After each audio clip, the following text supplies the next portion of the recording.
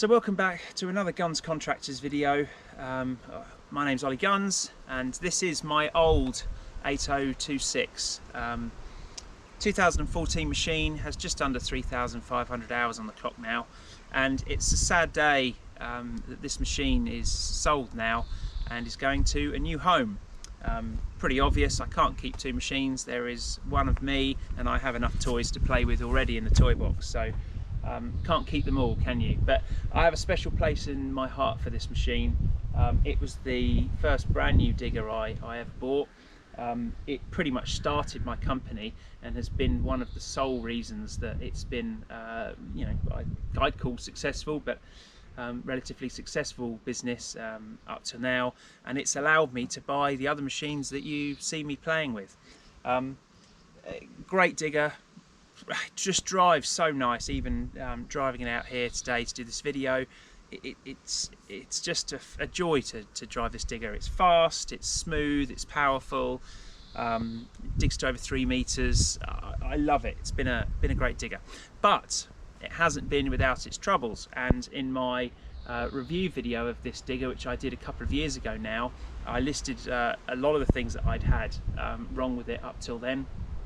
Over the years of owning it, at that point 5 or so years. So just want to run through really how it's been since then, because as I say, this machine is going soon, leaving my ownership, and I wish the new gentleman who's bought it all the best. It will be a great machine for you. So try not to be put off by this video, but I will talk you through what's really been any, if any, issues in the last, well, I think that was 2,000-ish hours I did the last one at, so it's now got 3,400. In the last, let's say, 1,500 hours, how this machine has been. I'll talk you through it.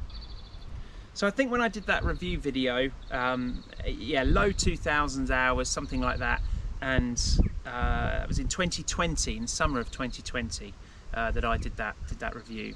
I think at the time I just had the hose go on the machine. That's the only hose it's done in its life with me so far, and hopefully no more before it goes.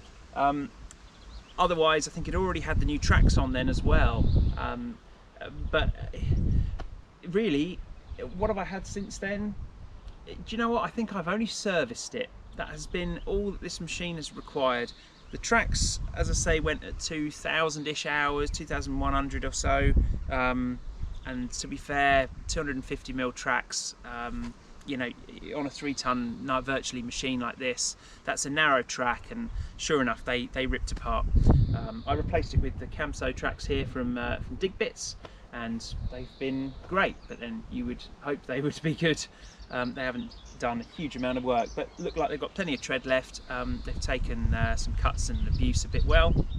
I did up-spec them to 300mm because the machine sits a lot better on wet ground like that, and that will help them be a bit tougher as well, and hopefully there's going to be more strength in a 300mm track than there will be in a 250. So it's done a top roller, which I changed at the time.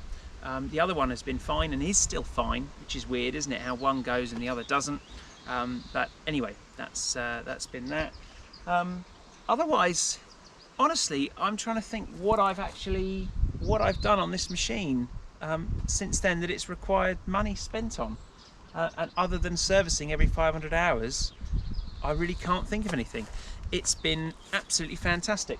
A bit like a fine wine, really. Messed about at the beginning, was a bit naff, but as it's matured, it's become a better, even better machine, and dare I say, it probably drives better now than it did when I first had it.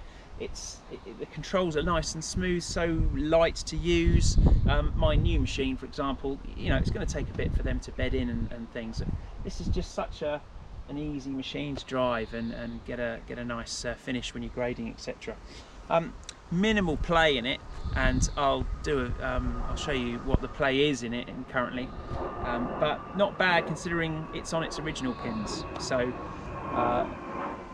that's really it. It's been a better machine than you would expect, which is surprising. It kind of surprised me. I did think when I got to 3,000 hours, you know, with the age of it, it's going to start becoming problematic, but it really hasn't. It's been a great old machine. So I've got every faith in it doing a great job for the next owner as well. And I wouldn't be changing it either. Really, the only reason I've done so is because financially it makes so much sense to do so at the moment. Used prices are pretty good. I got in before a lot of the new price rises when I ordered my new machine, so it's been a good time to upgrade. So that's the reason I've gone down that route. This machine, back in 2014, late 2014, I did the deal for this at £22,500. I don't think you can buy an 8026 for under 30,000 now. So things have gone up quite a bit in the grand scheme. But there you go. That's what it is. Same with the tilt rotator. People now saying on these tilt rotators that they're now paying or being quoted over 20,000 for essentially the same setup that I went with. So that's the DC2 control, top hitch, the ECO2 unit, as you see here, and then 5 buckets. Not even the meter wide one, because this is actually a bit of a bespoke request from Encon, and they'll make you pretty much anything you ask for, by the way. But they normally come with a 900 bucket on them. I like a meter, it works well. Most things I dig are either in multiples of 1 meters, so you can almost set out with your bucket on, which is really useful. Anyway, like a meter wide bucket. That was a standard bucket, digging bucket, 450 bucket, 300mm cable bucket, no grab, and he's been quoted over 20,000. So significant cost increase in the tilt rotator end. The diggers, not so much. A couple of years ago though, you could buy one for 25, so things are going up anyway. Totally different aspect and conversation, that thing. Don't even talk to me about fuel. But here we are in 2022 with an 8-year-old 8026 that honestly has been the best machine that I could have bought for my company, and it's done me proud. So I'll talk you through any play in it and any issues that I've got on it as it stands, and then we'll summarise. So as far as play in pins and bushes goes for this machine, I've got a little bit in the bucket linkages. Easier to sort of show there. There's sort of a bit of forward and aft play here. Again, this is original pins and bushes, so you know, I don't think that's bad. A little bit up here, basically, that seems to be the worst bit in the bucket link here. Not horrendous. The rest of it has been incredibly good, and I mean, I've got a little bit in the king post. I'll show you in a minute, but it's just, you'd still call it tight, to be honest. Even if you push the machine side to side, you know, that's the sway. I've got very minimal in the king post here. It's very difficult to show you that and actually do that movement, but you can sort of see how much the machine is moving or not moving, really. It's lasted its hours very, very well, I think. Blade's taken a bit of a hammering, but that's mainly my fault. But the cutting edge is all good. A lot of this, of course, depends. You know, if you're on roads and scraping roads all the time, you're going to wear things out, aren't you? Did a top roller. I've had a top roller on it. It's something I forgot to mention when I did the tracks. I replaced the top roller. Weirdly enough, the other side has been absolutely fine. So I've never fitted the other top roller because there wasn't anything wrong with it. Don't change what's not broke, eh? Yeah, paint has probably been the biggest issue I've had on this machine, and it's not been horrendous, but if I hadn't have kept touching it up, sometimes from scratches that I've put on it, and quite a lot of time on the cab, certainly, the cab is just loves to flake off, and you might be able to make out like that repair there. I mean, this is after I've kind of scratched it all back and tried to take it back to paint it. You know, I give it what I call a 6-foot paint job. If it looks good from 6 feet away, that's about as close as the customer's going to get, and certainly it looks good on Instagram from 6 feet away. So that's all you got to do, right? You know, make sure you're looking good on Instagram. But you know, there's areas where it's starting to flake away a bit here, and it could do with another little touch up to keep it in absolutely tip-top condition. But honestly, most people, when they see this machine, they still think it's new, because there is just, you know, if you look after it, there's not a lot of damage on it. A little bit on the counterweight, I think that's fair game really. You know, we're not all perfect, and certainly these little machines, they do go into battle in some tight spaces for you, so, you know, a bit of a scratch on the counterweight's going to happen. We try not to, but it does happen. But weirdly, the undercarriage has fared better for black paint, considering I've never touched it up, than the bloody cab. So come on, JCB, what's going on? Whoever's painting the undercarriages, you need to switch them round, because I don't really care if it flakes off on the bottom, but it's quite annoying when it's peeling off in sheets on the cab, to me.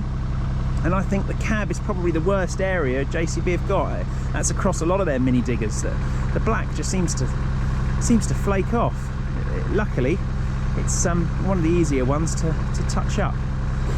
Since I sorted the little rust issue here a few years ago, I've never had anything come back from that, so that's solved that.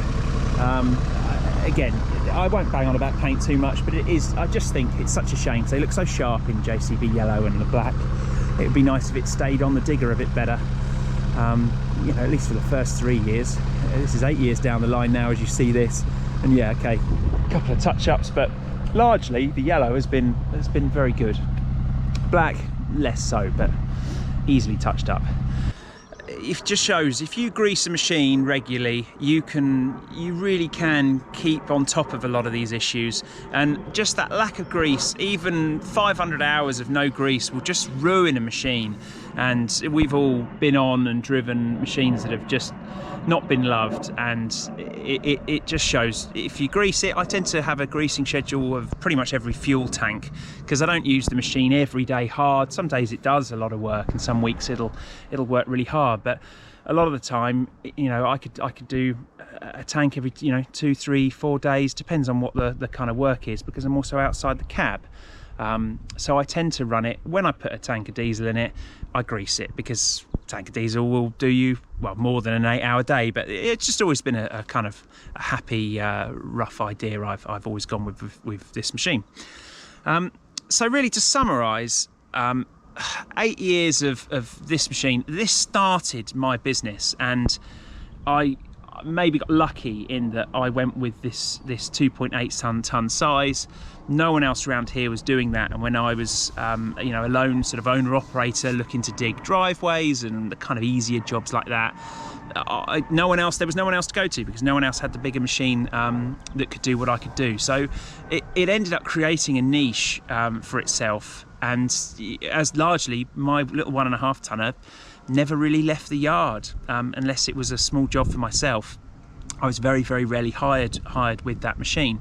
It was always with this one behind me, and I've got a lot to thank it for. I've been able to do projects that have been way bigger than what it should have been able to do, because it will do it. You know, the ability to dig to 3 meters has been a huge asset to this machine, and people still hire me to this day based on the fact that I can dig that kind of depth. You know, it's not uncommon now to come across deep drains or something adjacent to a foundation. You've got to go down to the max depth, and she'll do it, and not a lot will. So certainly in this, you know, towable size. So it's done very well from that point of view. And yes, some early issues quality wise. Yes, the paint, I'll always bang on about the paint. You'll never stop me, JCB, until you fix it. But it's not been horrendous really, and as I say, with age it's actually kind of negated itself. So for the age of it, the paint now isn't bad. It's when it starts flaking off in the first few months that you think, oh come on, this isn't right. So as I say, the machine has got better with age, it's got more reliable with age. It's just required servicing for the last 2,000-ish hours really. As I say, set of tracks, I don't blame it for a set of tracks, especially with the age, etc. I don't blame it for a hose. I would have expected more hoses, to be honest, and it just hasn't done them. So really chuffed, and that's why I've gone and bought another one. Don't know how much longer the 8026 will be going. JCB are talking about doing a new machine and replacing this one, and we'll have to see what that comes out like, because I hope There are some small improvements that could be made, particularly in the cab. That's the one thing that really lets this machine down overall, and I said that in my review video a couple of years ago for it. But it's certainly not a bad cab, and once you get your seat right, it's completely, you know, usable. But yeah, the new generation stuff from JCB hopes to improve on the in-cab experience for us operators, which is great. And if they can keep the digging end the same, it'll be a bloody good machine. And who knows, maybe I'll have to buy one. But for now, I've got myself another 8026 that I'm looking forward to another 10 years maybe from that machine. I'd like to see out of it. So I don't buy often. When I do, I try and buy right. I wish the new owner of this machine, who is a viewer of the channel, I wish him all the best of luck with it, because it's been great for me, and I know it'll be absolutely fantastic for him as well. Even just driving it out here to do this video, it's just such a lovely machine to drive still, and I enjoy running it. The new one needs a bit of bedding in, but she'll get there. It hasn't got many hours on it as it stands today. But this one, it's like an old slipper, isn't it? You know, they just never fit right when they're brand new. But this is some digger. So yeah, that's my summary of the JCB, what it's been like to own over the last 8 years now. Yeah, very nearly. So thanks for watching. I hope these videos strike a chord with you. I try and create content I'd be interested in speaking about and seeing myself. So yeah, keep watching. Please keep subscribing. A lot of you aren't subscribed, and that's fine. I get it. But if you like what you see, the subscribing just gives me an idea of what you like. And please stick your comments as well. It's nice to interact with people. You can find me on Instagram, Ollie Guns. You'll find my company, Guns Contractors, on Facebook, but mainly we tend to chat through either Instagram or in the comment section here. So yeah, hopefully new machine will be as good as this one was, because it's been a great digger.